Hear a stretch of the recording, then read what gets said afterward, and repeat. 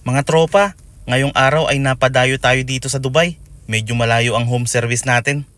Tara, halos 1 oras at kalahati din ang biniyahe ko mula Fujairah hanggang Dubai. Bandang downtown po ako gagawa, malapit sa Burj Khalifa. Pag po ganitong medyo malayo po yung service natin, nagdadagdag po tayo ng para sa transportation. Dagdag pang gas. Bali po ito ang ipapacheck ni kabayan. Sobrang ingay na daw. Tapos may kumakalampag pa.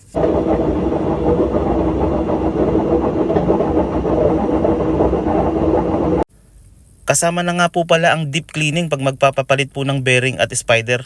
Lilinisin po natin lahat yan. Papalitan ng bagong bearing.